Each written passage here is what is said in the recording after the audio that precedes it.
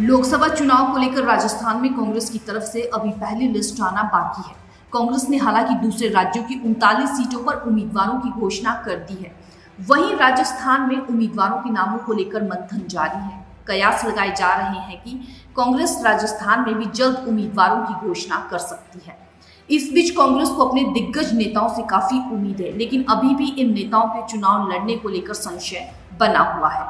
लोकसभा चुनाव 2024 राजस्थान में उम्मीदवारों के नामों को लेकर मंथन जारी। कांग्रेस राजस्थान में भी जल्द उम्मीदवारों की घोषणा कर सकती है।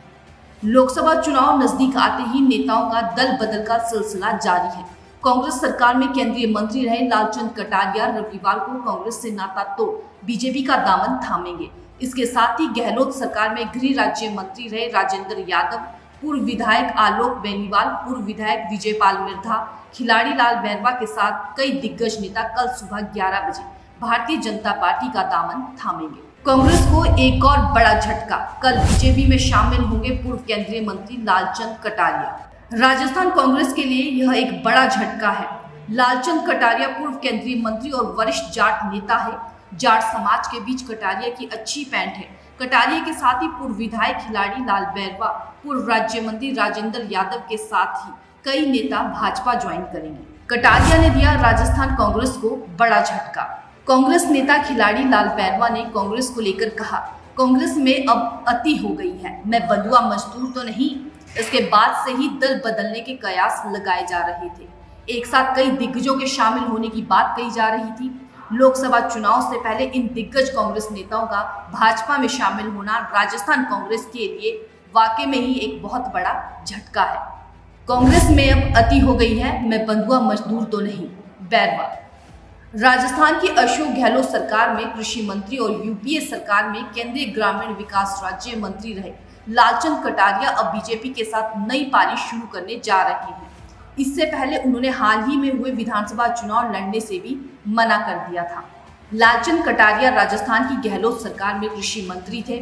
वह राजस्थान विधानसभा में झोटवाड़ा से 2018 से 2023 तक विधायक भी रहे। वह पूर्व जयपुर ग्रामीण सीट से लोकसभा सांसद भी रह चुके हैं।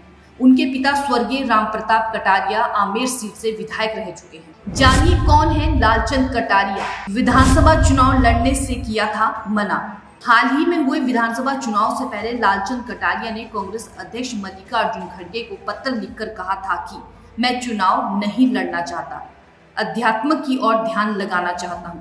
लालचंद कटारिया का निर्वाचन क्षेत्र झोटवाड़ा विधानसभा था, लेकिन इस बार उनके क्षेत्र में काफी विरोध रहा। उसको देखते हुए उन्होंने चुनाव नहीं लड़ने का ऐलान किया और यह तर्क दिया कि वह राजनीति की जगह अध्यात्म की ओर ध्यान देंगे।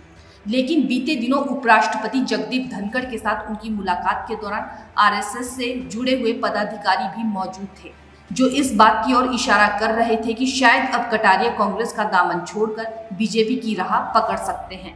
लालचंद कटारिया ने मल्लिकार्जुन खड़गे को लिखा था पत्र, मैं चुनाव नहीं लड़ना चाहता हूँ। गौरतलब है कि कांग्रेस के कई वर्षों तक वरिष्ठ नेता रहे महेंद्रजीत सिंह मालविया ने हाल ही में भाजपा ज्वाइन करके बड़ा झटका दिया था। अब कई अन्य वरिष्ठ नेताओं के भाजपा में शामिल होने की खबर यदि सच साबित होती है तो ये लोकसभा चुनाव से ऐन पहले कांग्रेस के लिए बहुत बड़े झटके के तौर पर माना जाएगा।